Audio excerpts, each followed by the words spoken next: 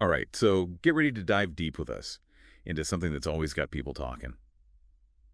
Art. And I don't just mean like what we typically think of as art. Yeah. We've got some really interesting stuff that you, the listeners, have sent in questions about where does creativity even come from? How can we even define it? Yeah, it's one of those questions that seems like it's so simple at first, but then you start to think about it and it gets, well, complicated. It really does. So to help us unpack all of this, we've got two things for this deep dive. First up, a recording of a conversation between two friends, Carlos and Casey. They get into this super lively debate about what can even be considered art. And then to add even more to think about, we'll be looking at excerpts from a book all about AI. Should be a fascinating combo. Okay, so let's jump right into that conversation with Carlos and Casey.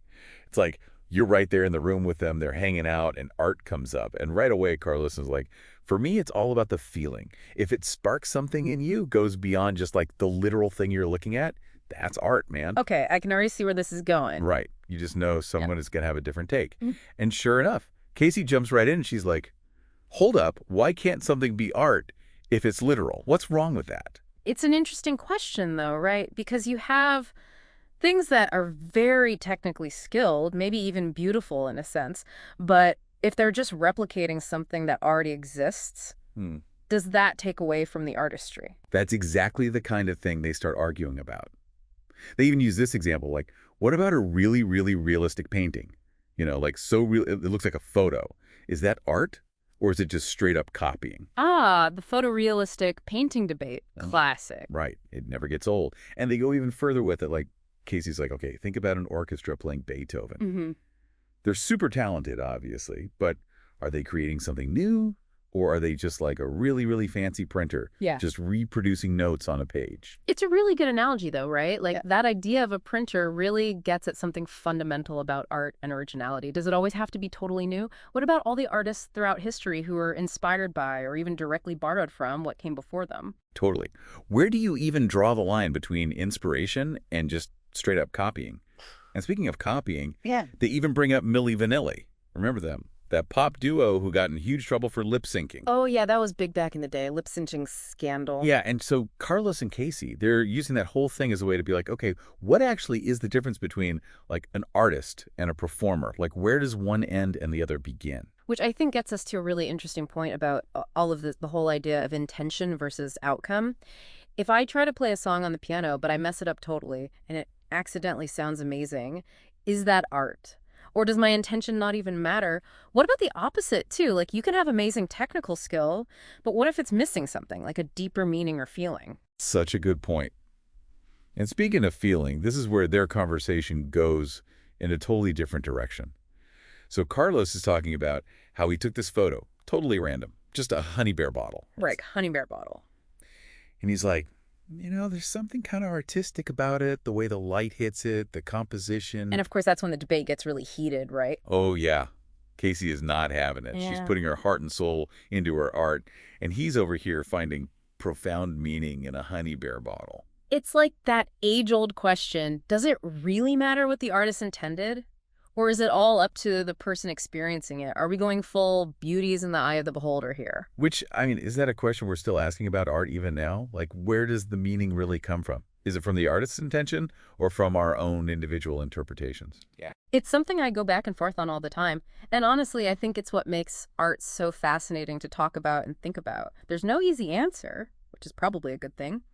You know, it's funny, listening to Carlos and Casey go back and forth like that, it makes you wonder if we're even asking the right question about art, you know? Oh, how so? Well, they're both coming at it from this very human-centered place, right? Like, it's all about intention and skill and all those things we associate with, like, the human act of creation. But what if that's actually limiting how we think about it? I think I see where you're going with this. AI. Bingo.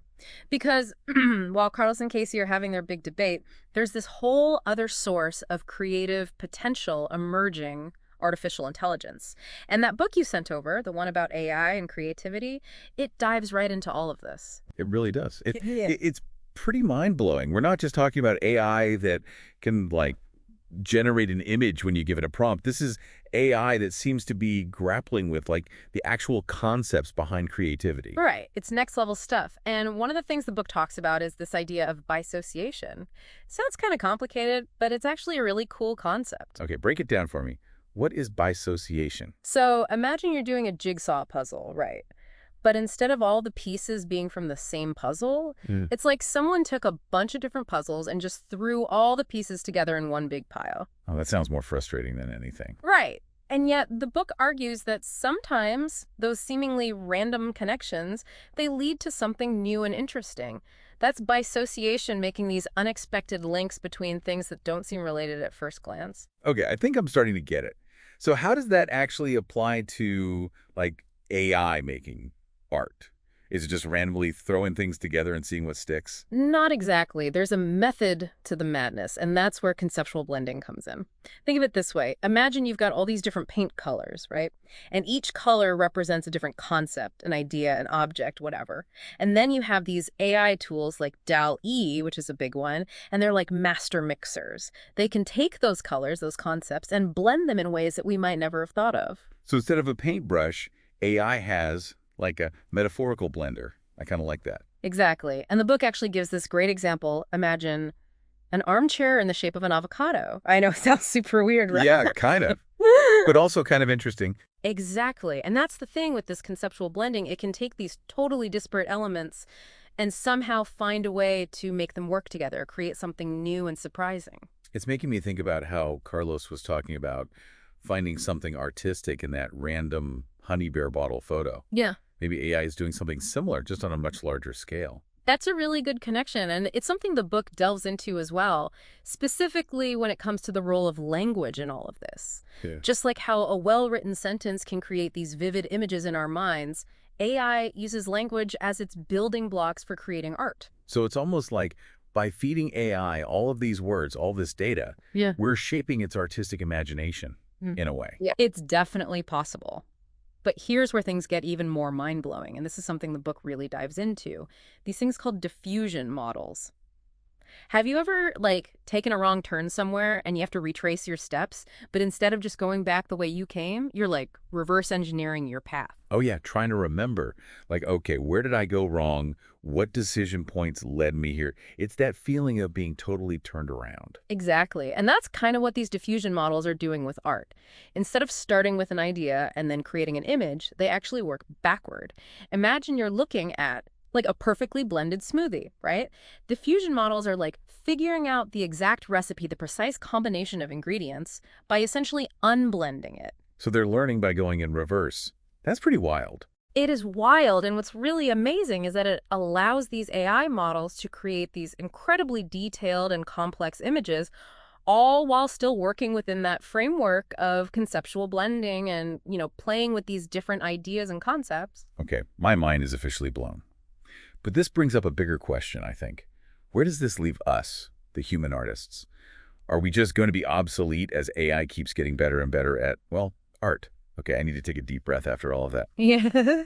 We've gone from arguing about honey bear bottles to like AI unmixing smoothies to figure out how to make art. I know, right? It's a wild ride. But I actually think at the heart of it, both of these things you sent in the conversation between Carlos and Casey Andy, that book about AI and art, they're both getting at the same really big question. What even is art? Especially when AI gets thrown into the mix.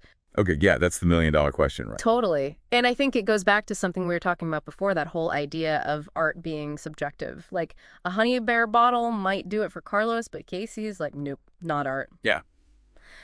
And it's the same thing with AI-generated images or music or whatever it's creating. It's going to resonate differently with everyone. There's no algorithm that can tell us what's good art and what's not, That's actually kind of a relief to hear, honestly. So you're saying even with AI getting so good at creating stuff, it's still up to us humans to decide what we consider art. 100%. And that's why I'm not really on board with this whole AI versus humans debate. It's not about one replacing the other, really. It's more like AI is adding something new to the mix. Think about when photography first came around. Oh, interesting comparison. Right, because back then, some painters were like, well, that's it. Photography is going to make painting obsolete. But other artists were like, whoa, this is a whole new way to capture the world, to express something real. And it's not like photography replaced painting, obviously. If anything, it pushed artists in new directions, right? Exactly. You had all these new styles and movements popping up, all because of this new technology that was shaking things up. And that's kind of how I see AI. It's a new tool in the artist's toolkit.